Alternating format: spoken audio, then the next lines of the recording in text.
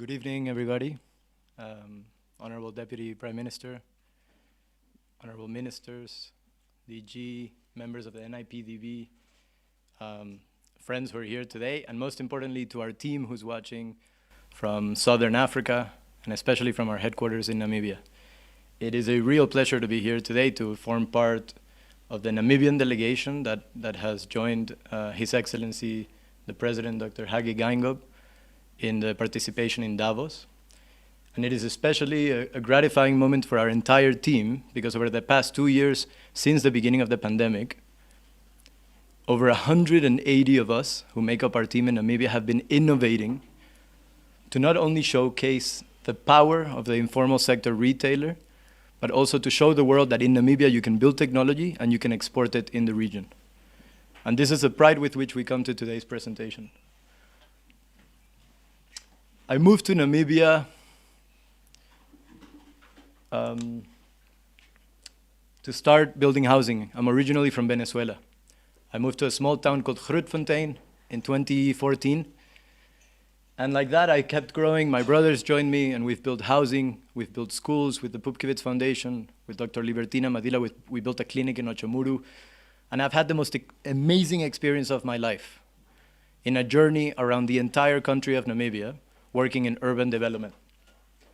We've built brick factories, but most importantly, we've done two really amazing things that have tied us to the journey of what Jabu is today. The first one is we learned about the hard work of the average Namibian all across Namibia. And the second one is we got to really learn where housing demand came from. Now, I'm joined here today, you saw at the beginning of the presentation, by my colleague Kevin, who's the head of product. We grew up in Venezuela together. But most importantly also by Ms. Ndita Ngipondoka Roviati, who will introduce herself and share more about the government's perspective on the informal economy. But I want to tell you mine and how we came to the story of Jabu. A lot of people have asked me, how did you guys come up with Jabu and where does Jabu come from? Jabu is not something I came up with. Jabu is something that is present in Namibia every day. And not only in Namibia, all across the region. The lady you see here in this picture with me, you might have seen this on Facebook, it went viral in 2018. I was building with my brother's housing in a town called Oshifo in Ruacana, in the Omusati region. This is about 5 minutes from the border of Angola. And this woman, her name is Meme Inge Shatona Shekupe, has this little market stand. You can call it a tuck shop. She sells onions, she sells cosmetics, but she has a small shop, a small store in the town of Oshifo. I don't think there's 2,000 people in that town.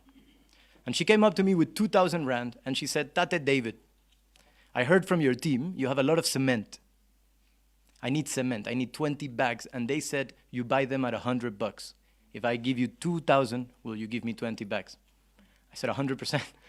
Where did you come up with 2,000 for this cement? And what do you want it for? She sold onions outside of our office at the NDC complex, which the Namibian government builds to create development in smaller towns, these complexes which allow small traders to actually showcase their products. I was shocked. I asked Memenge, how are you going to take the cement to your house? And she said to me, no, I'll hire somebody. Now, I know how hard this lady works because she sold onions to me for $1 Namibian. So 2,000 is not even the profit of 2,000 onions. She must have paid something for them. So I said, you know what, it was a Sunday. I said, I'll deliver the cement myself to your house. And this is the day my life changed. This is the day I discovered Jabu. This is the day I realized I was building housing the wrong way. We don't build housing by putting bricks together. We build housing by empowering every single citizen, not only of Namibia, but around our region, to build what they want to build with the money they make out of the businesses they have. This is Meme Inge's house when I delivered cement, on the left. I went to her house. This is my cement right here, 20 bags. And I found something incredible. I found 30,000 cement bricks made already. Now, may I remind you, we have brick making factories in like 3 or 4 towns of the country because it's very difficult to buy bricks 300 kilometers away and bring them to a town where you are building. And we could spend 30 to 40,000 US dollars setting up a factory to make bricks so we can build housing and turn out to make projects like that. Meinge, I asked her, I'm sorry, where the heck did you buy these bricks? My heart stopped because I thought there's a competition in the town and we need to check our pricing, what's happening? And I was wondering, where's the other factory? And she said, no, I made them myself. I said, where did you buy the machine? Now I'm wondering, did she find a machine for cheaper than I found my machine? And she said, no, I have this little mold. And every day when I get out of work, I mold my bricks, and I've been doing this for a year. 30,000 bricks. We didn't fund her or give her grants. This woman by herself, with the help of the community when we published her story, built a 3-bedroom house in the informal sector of Oshifo, Ruacana, a 12-hour drive from Windhoek. My point is that Jabu was built out of women like this. Women who are running businesses, who are building the future for their own families, who are waking up every day very early to establish their own shops. And I want to tell you what Jabu is, and right after I want to introduce Ndita to actually come up and talk a little bit about also Namibia's perspective of the informal sector, the informal economy, and where we can take it. And then I want to drive the presentation with me and my colleague to tell you more in detail what we're building and make a really exciting announcement today about the future for Jabu and the future for Namibia as it stands on technology. And just to leave it there, before you walk away thinking we don't know what Jabu does, we're a B2B e-commerce platform.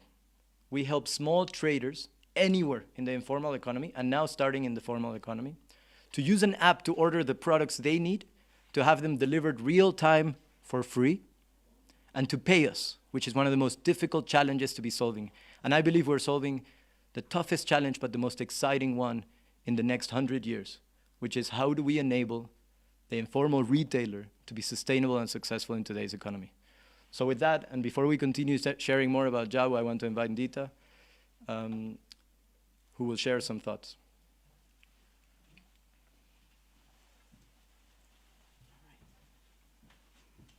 Thank you so much, David, and DPM, and honorable ministers. Good evening, and all protocol observed. Yes, so mine is not going to be so long because I don't want to hold you back from hearing more about Jabu, but I just wanted to give you maybe a little bit of a perspective. So right now, my current assignment is the acting executive director at the Ministry of Public Enterprises. And then my substantive role is the Deputy Executive Director of Trade and Commerce at the Ministry of Industrialization and Trade.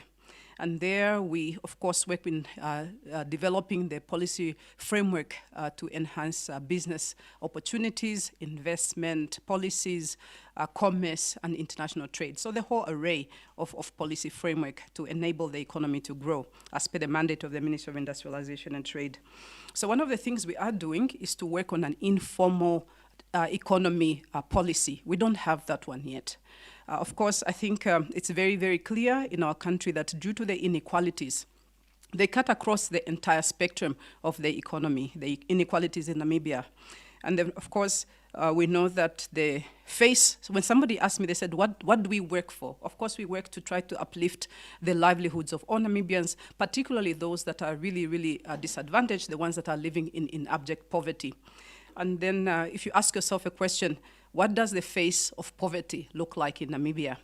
Can anybody give it a go? What does the face of, who is the face of poverty in Namibia? The ones that all of us are sitting here to try to address their problems. It's generally rural, usually. It's generally a rural person. It's generally a youth, and it's generally a woman. So that's what the face of poverty looks like. And every day when we come to do what we do, we try to say, how do the interventions that we are working towards make it possible for us to uplift that face of poverty. And the good news is that this informal economy policy really targets precisely that. There was a survey done in 2018 of the labor survey that was done, I think, by the Ministry of Labor and I think with the ILO. And it showed at that time that I think 57.7% of our economy, the employed people, are in the informal sector. And of this, a large majority, of course, is women and likely to be youth and young women. But of course, let's not forget that the men, the youth males are also in that category. So the informal policy that we are working on really tries to address several aspects. Firstly, how do we create institutions that will assist to uplift and enhance the capabilities of our informal economy? And then if we bring it back to why we are here at Davos, to showcase our green hydrogen, I believe that if we leave the informal economy behind, looking at this very complex industry that we are now developing in Namibia, that we're embarking on, if we leave them behind, it's going to further increase this gap, this inequality that we have. And that is why we want to enhance and accelerate the development of our informal policy sector, informal economy sector policy. I just want to mention some of the objectives that we intend to achieve. It is to serve as a national policy and a regulatory framework which strives to encourage new ventures while simultaneously promoting growth opportunities for existing traders. To promote formalization, mainly through associations and cooperatives.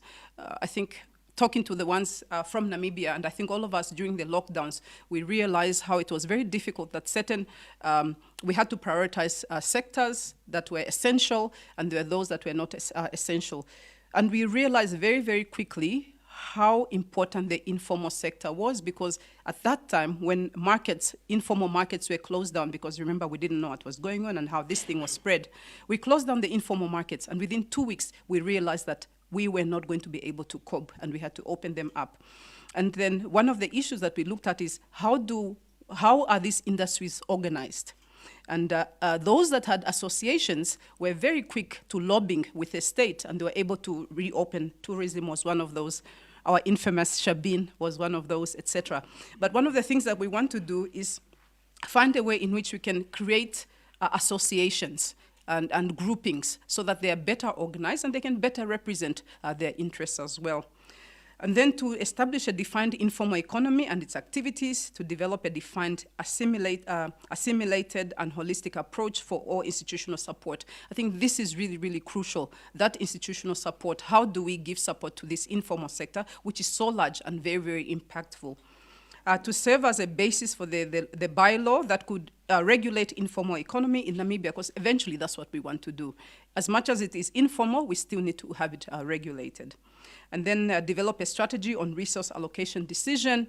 DG and I were just having a conversation before this to say, in some cases where there is no business case, the sovereign wealth fund that was now established, the Welwitschia one in Namibia, and we're hoping that the green hydrogen proceeds, the oil proceeds, once it's fully operated, that fund could assist us to further stimulate and assist this set of programs. And then to facilitate access to entrepreneurship capacity development programs in the country, to ensure the collection, analysis, dissemination of reliable informal economy statistics. And I think Jabu is one of those, I think, startups or innovations that will really help us to capture that information so that we have more clear sort of data that we can use to inform the policy. And then, of course, create a concrete foundation for monitoring and evaluation systems, because without which you're not going to be able to respond and be agile. And then maybe if I can just, I think we all know what the informal sector looks like, but in our country, it's the street and village vendors. We have those all over the place. Truck roadside vendors. One of my aunties is one of those. She serves at the bus stop. That's where she sells, just like May Inge, she sells tomatoes and onions to ensure that she makes ends meet. We have then the mobile traders, such as pickup, mobile vans, food carts, newspaper vendors. These are all informal traders that we have. Open market traders, they are more formalized ones. And parking bay traders, we have these in our country. And then, of course, you have those special event traders, in Swakop when there's an event, or during Christmas, if there's an event, you usually find those ones there. So basically, this is the policy in a nutshell, really just trying to give to you a broad outline of what we intend to do with it. You're probably going to ask me, what are the timelines looking like? We hope that by the end of this financial year, we should be able to have it presented, I think, at Cabinet, as well as then the remainder of the process. And hopefully by next year, we can start working on the law for the informal trade. Of course, maybe I just wanted to mention a few things to say that we have a few initiatives. For example, the Namibia Trade Forum, which is an agency of the Ministry of Industrialization and Trade, had a project called the Retail Sector Charter. Of course, we know about Namibia's inequalities, and as I'd mentioned, they cut across the whole economy. And one of the things that a peculiarity for Namibia is that when you go to an average retail outlet in Namibia, this is for those that don't live in Namibia, the average product on the shelf is not Namibian. It's imported from everywhere else. So government came up with a strategy to say this is unsustainable. We need to create a demand, and we need to ensure that we increase the shelf number of Namibian products on the retail shelves in our country.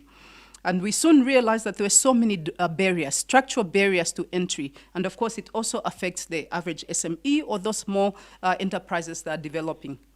And one of the good developments that had come out of this challenge was the development of the Barcode Center, the Namibia Barcode Center, which is accredited to GS1. So it's actually the GS1 center. And there, Namibia has its own barcode now. It starts with the country prefix is 363. 631 is our country prefix. Before this year, before 2021, we had to use the South African ones. We needed to use the Italian ones or the Spanish ones for fish, whatever it is. But at least this is one of those opportunities that is also presented to the SMEs and the informal traders, that should they create their products, at least you'll be able to access shelf life, and that should not be a barrier. Of course, we have standards, we have compliance, and all of those other issues that we are also still trying to comply to and to address. On that note, please let me end here and hand over back to David. Thank you.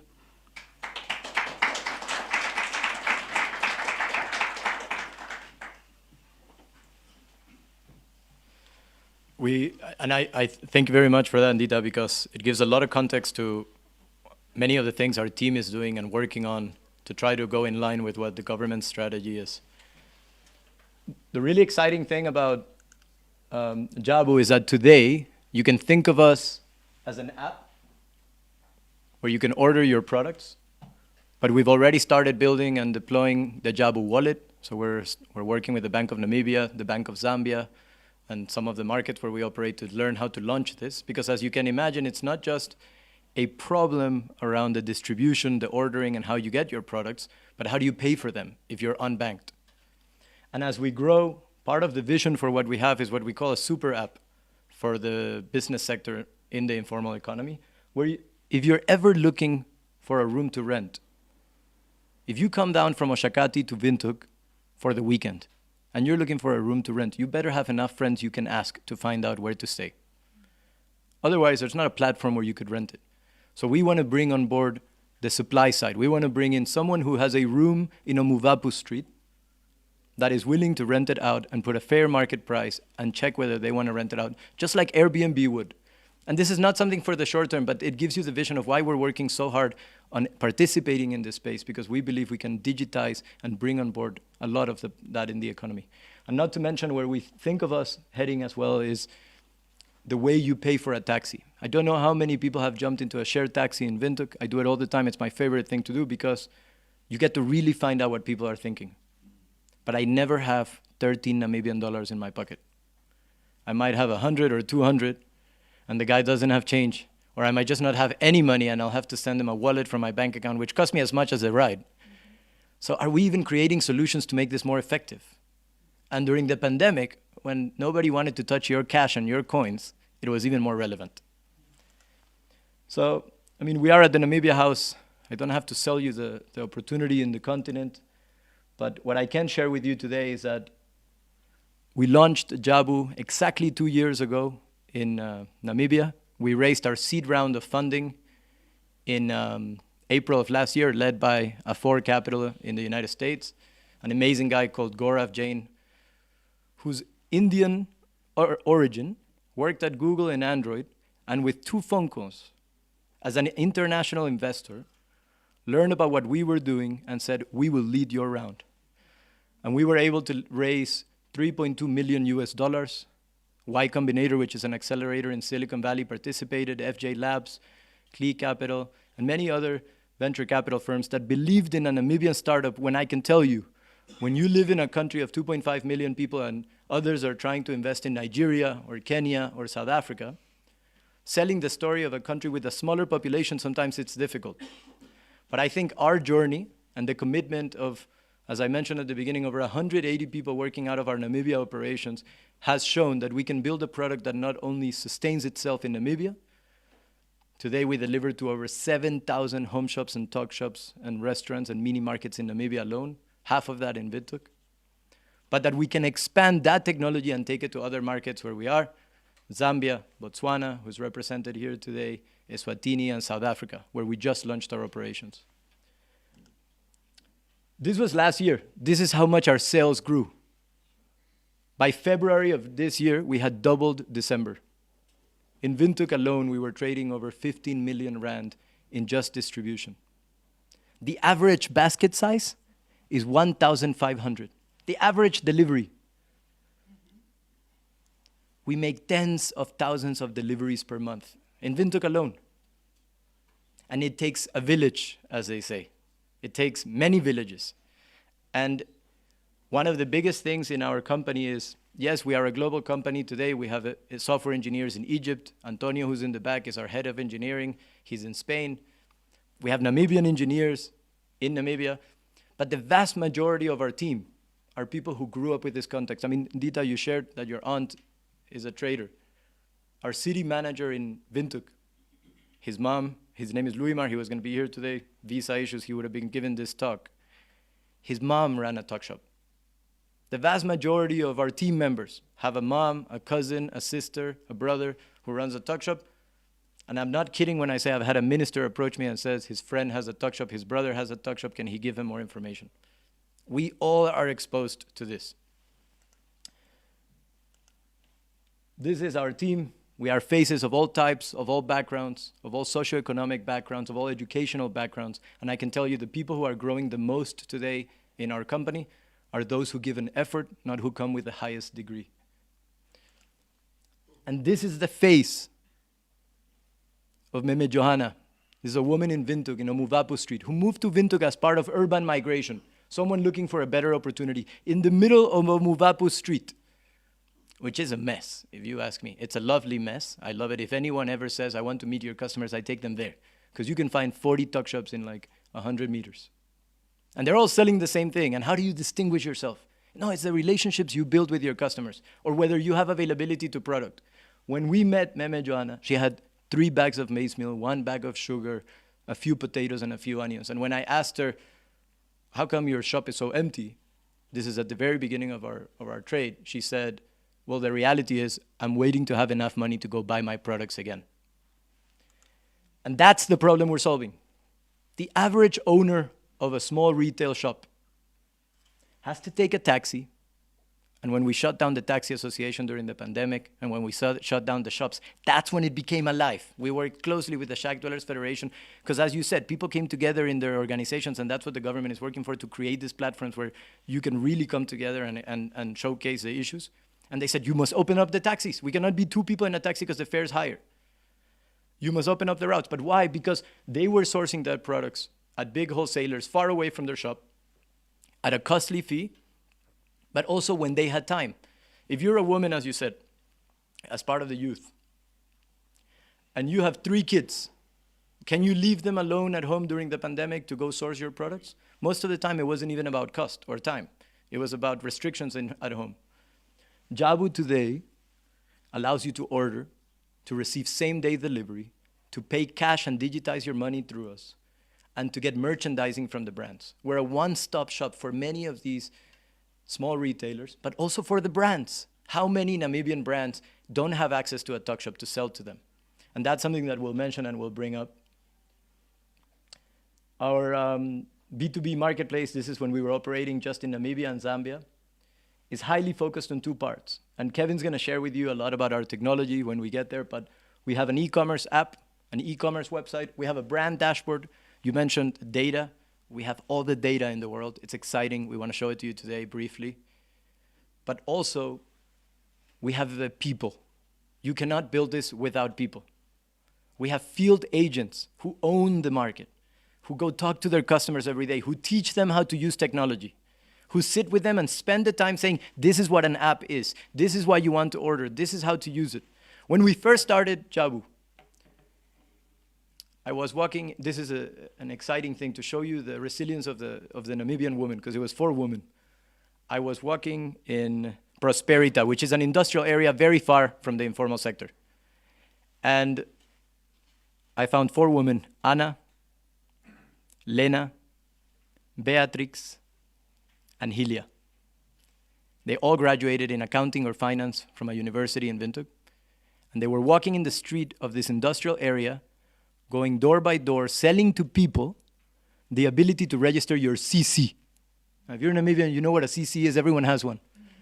It's a closed corporation. It's, do you want me to register your company? I'll go register it for you, fill out the paperwork, prepare your things, and we'll let you be a business person.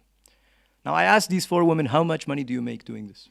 They said, no, we work in commission. I said, how much do you make last month? They said, 750 Namibian dollars. I said, well, here's 400 Namibian dollars.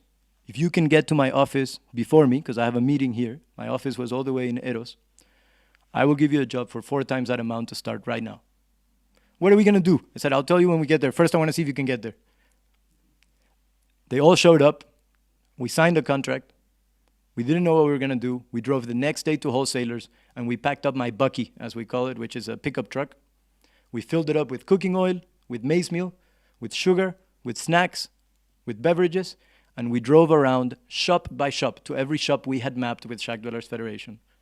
And we offered products in a time where it was practically impossible to go source them. And the response of the average retailer, this is us today, but the response of the average retailer then was, God bless you. Now, mind you, we were charging for these products. We were getting free blessings, all 5 of us. And we did that for 45 days. And we got back to the office. They got their overtime. We got back to the office at 9 p.m., 10 p.m., 11 p.m. to count a bag full of money from every sale we made and a bag full of receipts. And we realized this is unsustainable. We have 3 big problems. We don't know who's ordering, so we have to buy blindly all the products we sell. We don't know how to reconcile the sales, and we don't know where the cash came from at the end of the day. We've spent the last 2 years, endless nights, an entire team of us, working on reconciling the cash, on creating cash processing centers. On a good day, we process over $1 million in our Namibian dollars in our cash processing centers in cash and coins, all coming from 1,000, 500 transactions. This is our fleet of trucks. We operate over 30 trucks in Namibia today, but most importantly, we're enabling our Jabu drivers network. Our fleet team will tell you, the last time I checked, we had 89 truck drivers in Windhoek who operate their own private trucks, who plug into our app, who plug into our network, and are able to distribute for us on demand into the routes. And one of the things we're working on very closely right now with some institutions in Windhoek is about launching our Jabu drivers program through the Jabu Academy, where you have to learn not only how to drive, but how to manage your finances as an entrepreneur. And part of our vision as in Jabu Finance, which is a subsidiary we just registered in Namibia, is to start financing vehicles to people who want to be their own logistics SMEs. These are pictures from our Zambia Operations. Eugene, who's our chief operating officer, launched Zambia. You can see him here with the equivalent of an organization there called the Poor People's Organization. It's a horrible name. Horrible name. Now, what I can tell you is that they are amazing people. It's the equivalent of what you would think of as a Shack Dwellers Federation in Namibia. It's women, it's leaders in every community who run their communities, who run their businesses, who run their shops, who self-mapped their towns, and who empowered Jabu being themselves to be created in Lusaka. And in the first month, we had 3,000 shops. Now, if you represent a brand, and when I say a brand, I'm not just talking about a fast-moving consumer goods brand, but also a bank, also a service provider. The part we're most excited about is how we get you into the shelves of all these informal sector retailers. Today, brands have 2 options, and I'm sure Kevin will touch on more of them, but you can use our technology to empower your sales team and monitor them, but you get access on a dashboard live to every single thing that is happening, geo-mapped, with maps, with data, with average basket sizes, with frequency, and you get to see exactly what is happening with your brands, your products, all across our market. This is the incredible thing. I said our revenue was growing, and when I studied economics at the University of Chicago, they teach you that revenue is price times quantity. So you can either increase the price of things or you can increase the quantity of things you sell. The number of items we sold just increased by bulk loads. But the average basket size, the average price, the average value of the purchase, a basket size is like you walk into a supermarket, you walk out with a basket and you pay for it. That's what we call our basket size. Our basket size last year grew by 5x, and this year it's already doubled. It means that when we can deliver to you today, on time, you can source again the next day and double your operations. If you sell out, you don't have to wait to take a taxi in a week or two to go buy all your products. You can order the things you are missing. And we kept that minimum order low enough where we were losing money, but we were incentivizing shops to source the products they need, so we can also understand from a data perspective what is the selling capacity of these shops. We have shops today that sell over 200,000 per month. And we have shops that sell 2,000 per month. And the answer is that the resilience of the shop owner determines the kind of business they can run.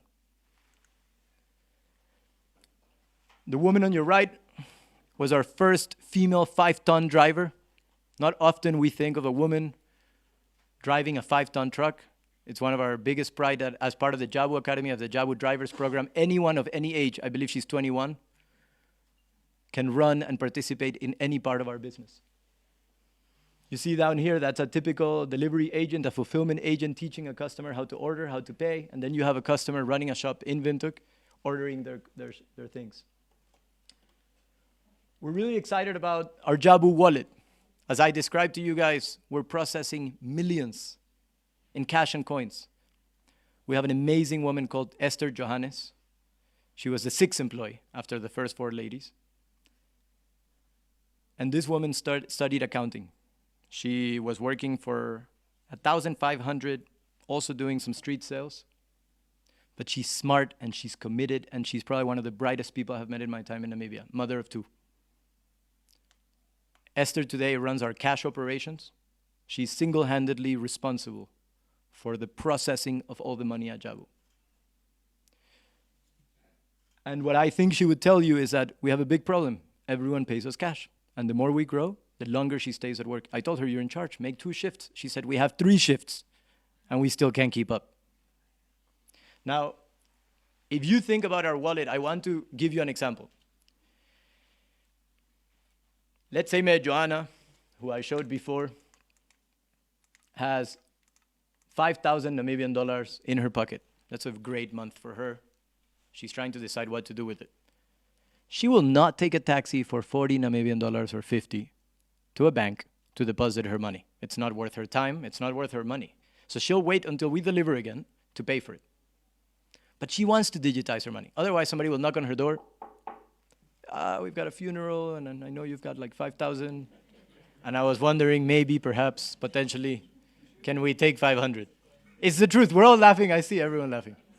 It's the truth because it happens where I grew up. It happens in Namibia. It happens all around the world. If you're the one with the money, the door will be knocked on. Now, we want to incentivize her to let her customers come withdraw and deposit money at her shop.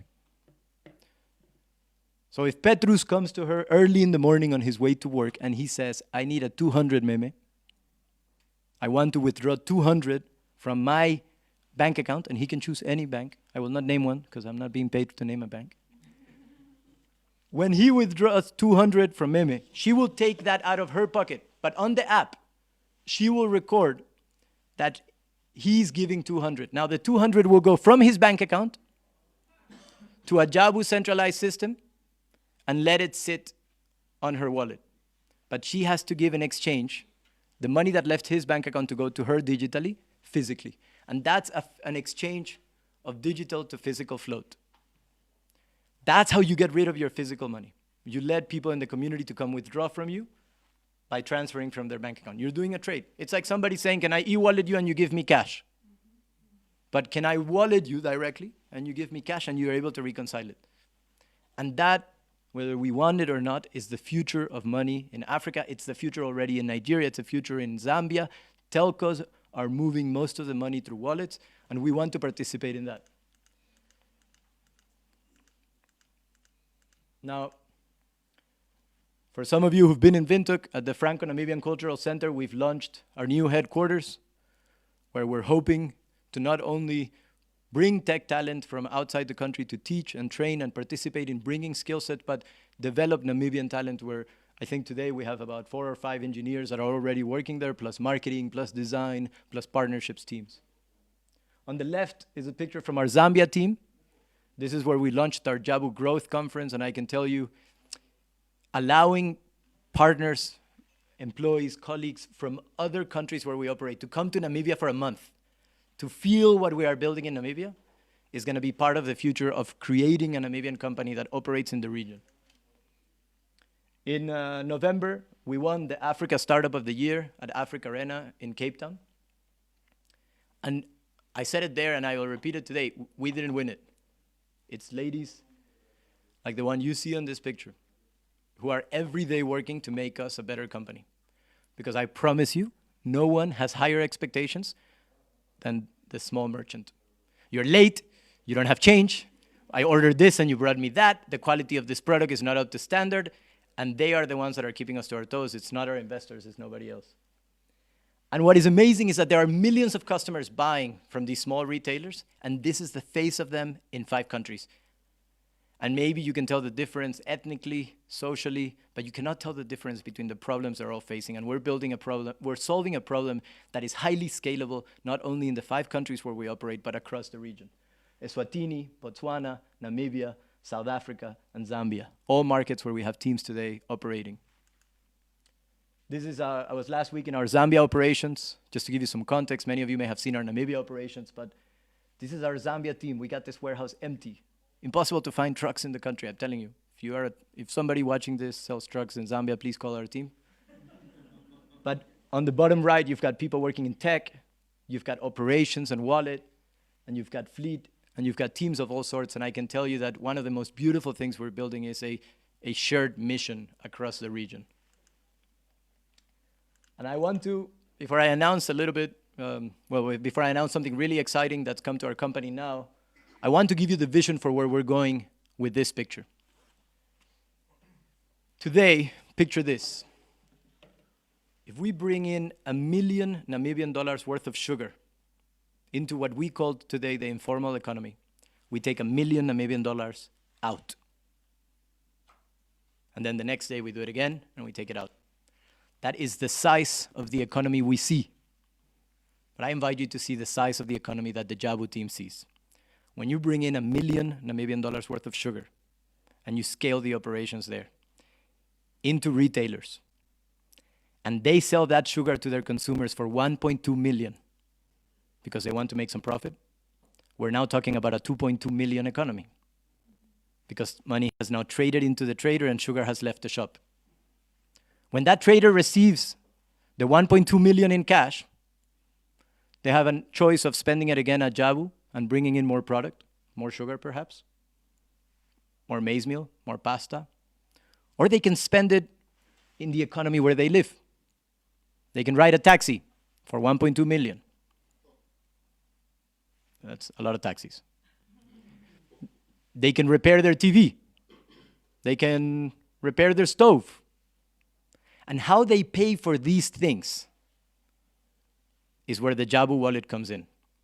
We scratched the surface by building a marketplace that allows small retailers to fix their supply chain problems and put their money somewhere.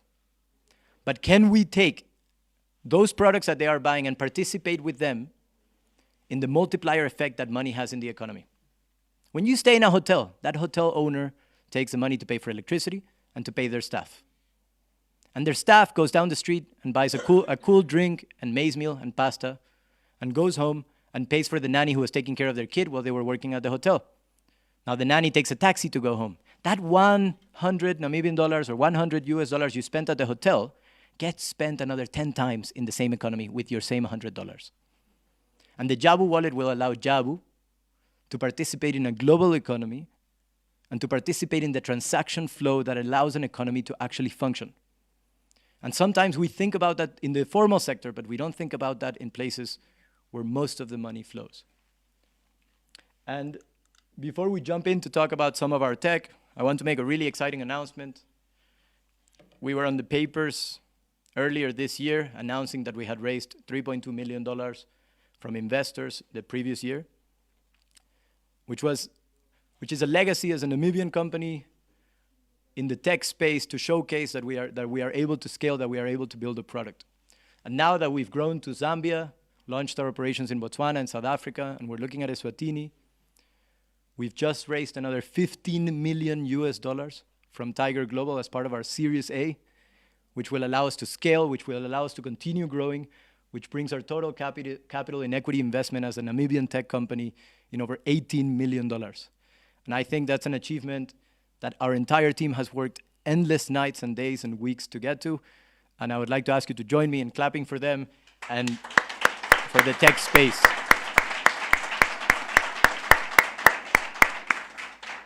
Actually, this very minute, our press release went out, and I'm pretty sure there's a TechCrunch article that just pinged on my phone. I want to tell you a little bit about our technology, because I've told you about the problem, how we're solving it, and what it is, but I want to show it to you. I talked about our internal dashboards where we measure everything. We know how many kilometers are traveled, the profitability, how things move, what we need to stop and what we need to grow. But we also give access to anyone who partners with us to be able to see this. We have two really exciting apps. You can download them from the App Store in the markets where we operate.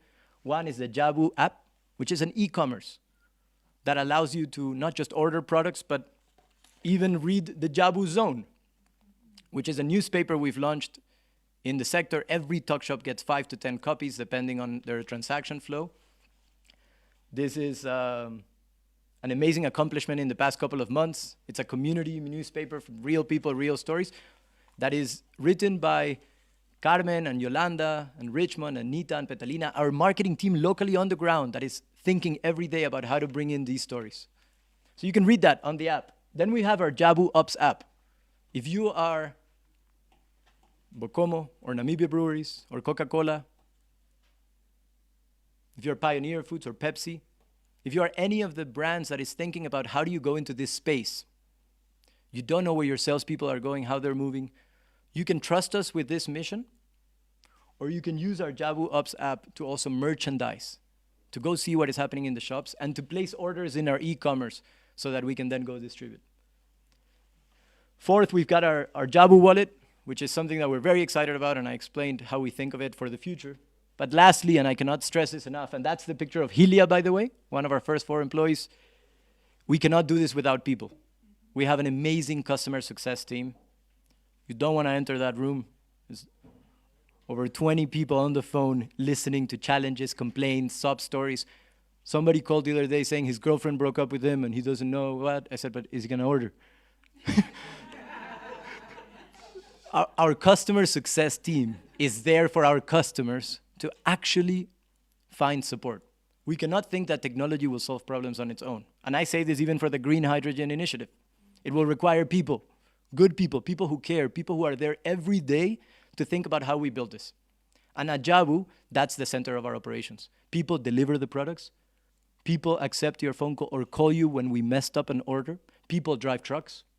And people build the technology that you use and fix it when it sucks.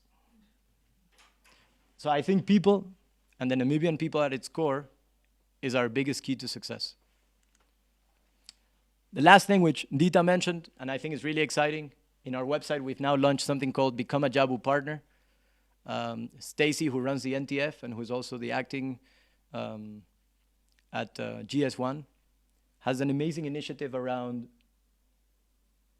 buy local. How do we empower more small manufacturers to actually sell their products? Well, you'll see in our dashboard when Kevin shows it to you, the thousands of places where we deliver, where we distribute. But how do we enable a small manufacturer, not just the big brands you think about when you walk into a supermarket, to sell their products through us? So today in Namibia, if you're a manufacturer of any size, you can put your products for free on our e-commerce. We will deliver them for free. We will charge a margin like you would when you sell to a wholesaler. and we will deliver your products in the 5 cities where we operate and soon 7. And that's one of the biggest things that we're doing as part of our Buy Local campaign, and how we're hoping to partner is to say to any small manufacturer, if you're making bread, if you're making your own maize meal, if you're milling when it's rainy season and you're ready now to come out and sell your product, we will deliver it and distribute it to your clients. And I think that's part of what we are aiming to do. Lastly, we have our brand ambassadors program. Today we have many Namibian brands, and now in Zambia it's with something we've launched, hiring Namibians. Some brands say, you know what, I cannot hire someone for a month. Well, you know what, someone from our team will dress up with your brand and become your brand ambassador.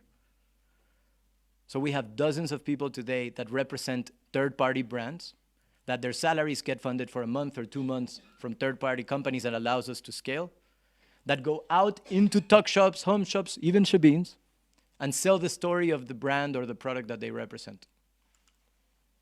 Maybe, Kevin, you'd like to join us and talk a little bit more about our technology and our apps. And then after that, we'll invite you for some refreshments.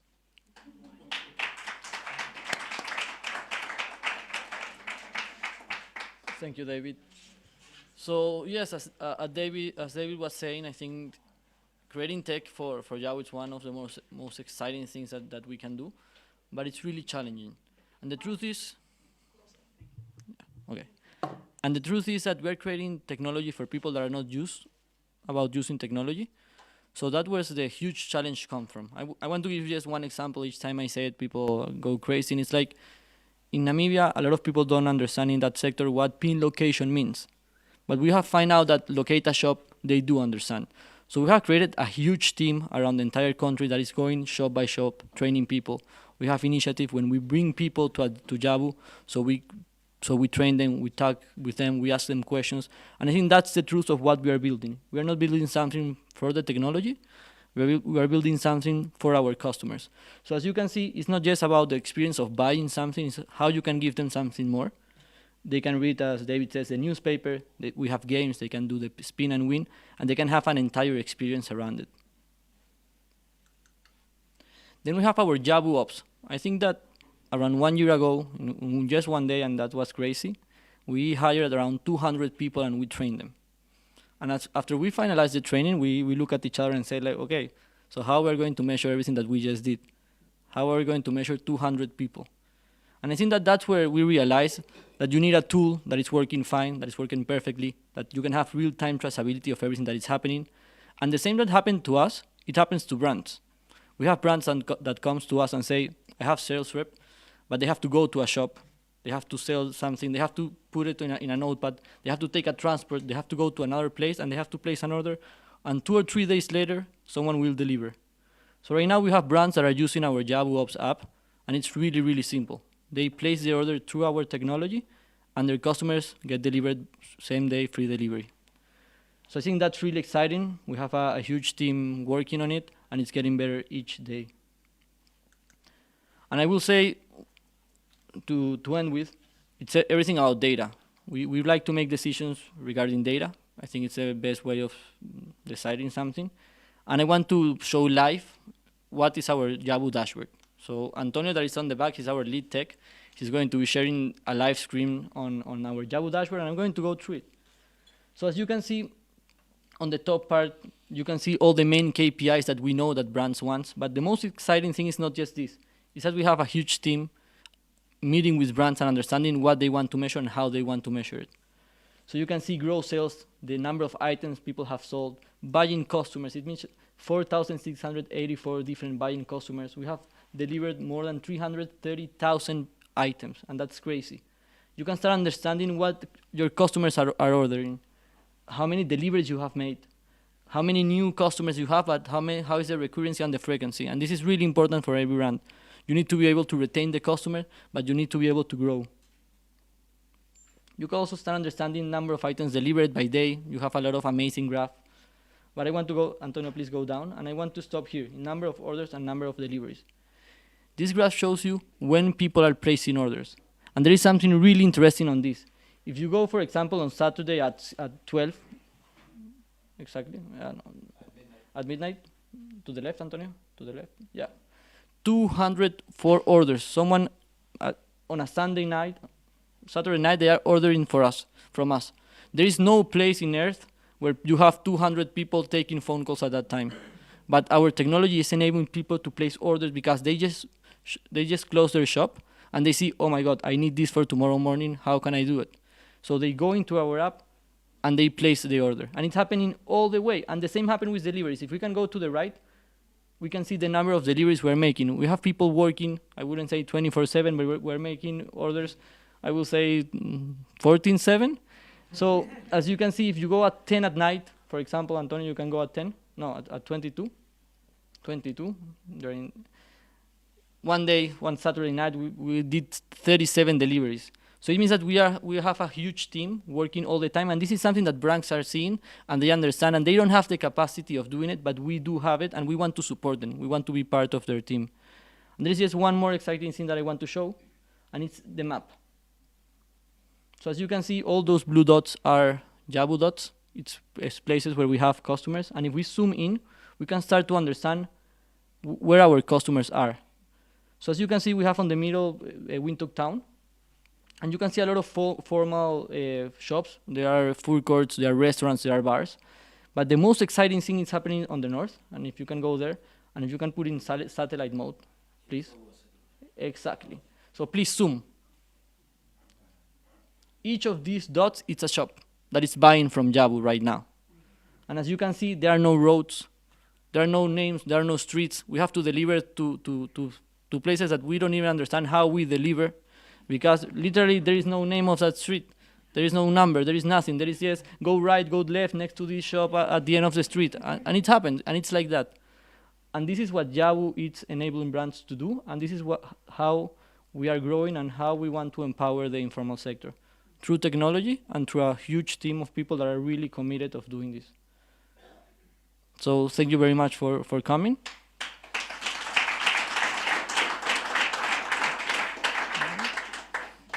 And now we can go to the wine and the food. What about Q&A? Yes. Ah, yeah, please, yeah, please. That would be nice. Wow.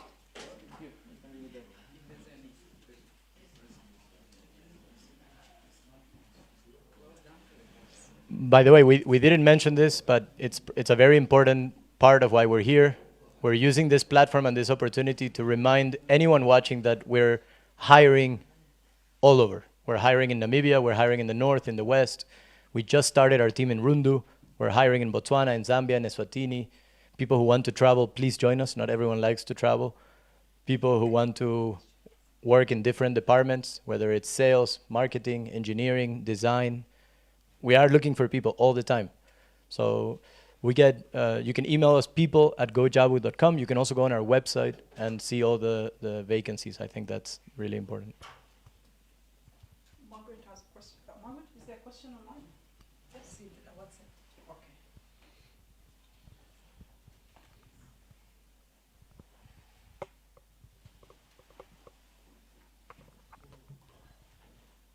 The question is, how do retailers without smartphones use your services? Yeah, that's an awesome question, and one we're working very hard on, because we're actually thinking about the Jabu phone, which we will be bringing. We just trademarked it at the Ministry of Trade, by the way. Retailers can call our customer success team.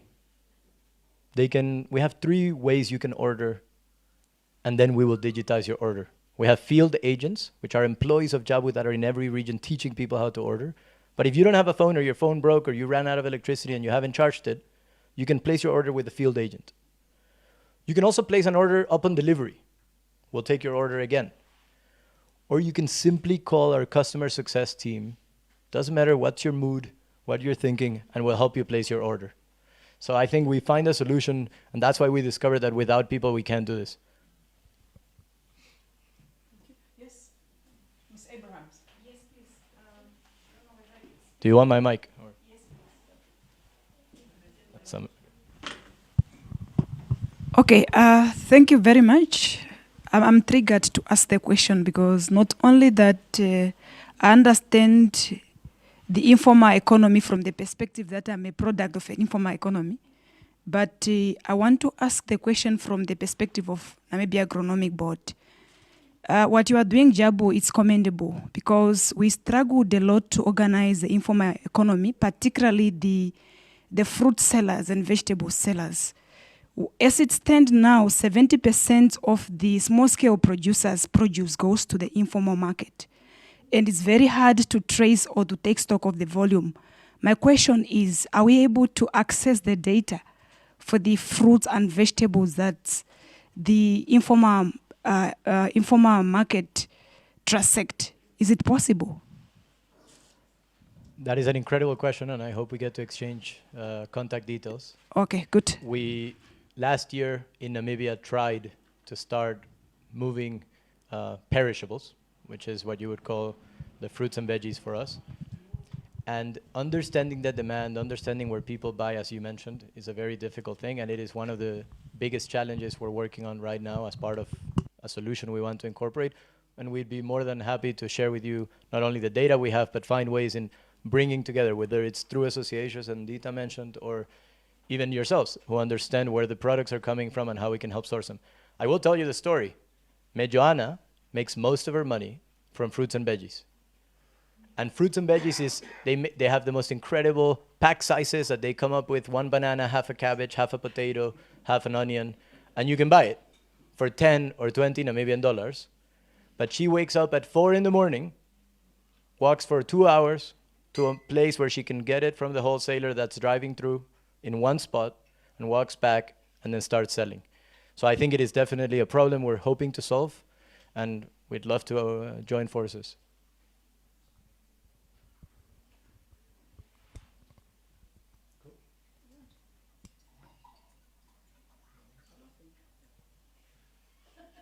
I just want to say, man, that's so commendable what you guys are doing in Namibia. I'm so impressed. I was working for an FMCG company a while back, and this is something that we struggled with. Something we struggled with at the time, to just get product to especially the informal sector, because we know that that product was mostly consumed in that sector. And so I just really want to commend you guys. This is awesome work that you're doing in Namibia, and well done. Thank you very much, Margaret. I would say that this is exactly what we're hoping to use this platform for, is to reach out to many of the brands who are wondering, how do I get my products on the shelf? How do I understand how often they are needed? How do I even build the right packaging? Because that's something we've discovered. The packaging is not always right. So that's exactly what we're here for. We are an extension of FMCG brands who are hoping to go into the sector, not just with your product, but with your marketing, your advertising, and even your messaging. And that's what I think funds today the Jabu Zone newspaper, is brands hoping to say, there's an article in there about how one woman makes the perfect nshima, right? And there's an article about another woman about how she braids hair. But it's also co-sponsored by some brands. And I think that's the important thing, is creating content that is always putting your brand at the front.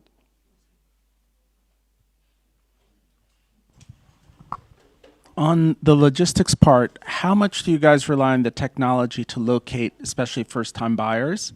And how much is it reliant on the driver's knowledge? And do drivers run local routes? I mean, how much is human learning and how much is technology? That's an incredible question. The other day, a driver didn't show up, and sometimes I feel like a superhero, so I said, I'll take the truck. Took me 2 hours to find the 5 customers.